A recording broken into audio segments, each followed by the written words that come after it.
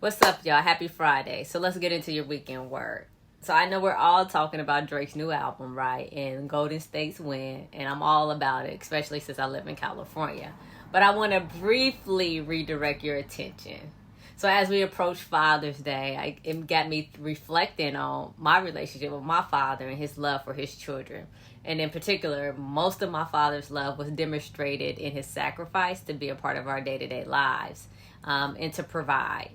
So basically, my parents separated before I even entered first grade. But I couldn't really tell the difference because he was always present. Like, we saw him practically every day. He was our personal chauffeur. Hate that I even said that. But he was the chauffeur for me and my friends. He was our baseball coach. He was the coach before and after the volleyball games, the softball games, the football games. He was the consistent disciplinary who didn't mind cussing us out or whooping us or even sitting up in the back of our classes.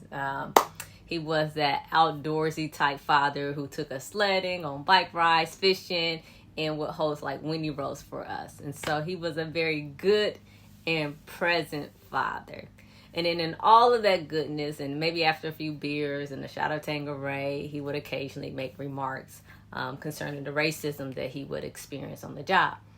And it saddened him, but he never did quit or retaliate, but primarily because he knew that he needed that money to continue to support us, to support his kids. And overall, I noticed his love for us based off of his initiative to remain present in our lives and in his sacrifices he made to provide for us. And some of you all may be able to relate to that with your fathers. And some of you all may not be able to relate to that because you did not have a father in your life. I know there's many studies that examine the implications that arise when in the lives of children who don't have fathers in their life or who doesn't have that positive and consistent male figure in the household. And then there's like studies that condemn those studies. But one thing for sure is that in the Bible, those without father, the fatherless, were susceptible of abuse. And because of that, and because of humankind, God has compassion for them. And he considered the fatherless a part of this protected class with the widows and with the strangers. And so in iniquity, and even today, fatherless, you can be almost destitute when you don't have that father, that extra finance and that extra grooming and disciplinary. And so you're exposed to all these vulnerabilities. And so God protected you and created laws in order to protect you from being abused. And he motivated the children of Israel to basically follow these commands by threatening them, saying that if the fatherless cry out to me, I will hear them. And then I will slay you and make your children fatherless. And I know it's hard to kind of see God as this punitive God, but if we try to ignore it, we kind of miss something valuable. That when the abused cry to God, God hears it and he acts on it. So any type of mistreatment of those who are disadvantaged, if they cry out to God, he has a compassion for them to such a degree that the perpetrators of injustice will become themselves victims. And so if you look at Exodus 22 verses 21 through 27, it reveals an uncomfortable truth that God has justice for those who are weaker and are abused by people who are in power. So if you're without a father, know that God watches carefully over you. And as a father, he established laws to protect you from abuse. Though the people may not always follow those laws, they have been established.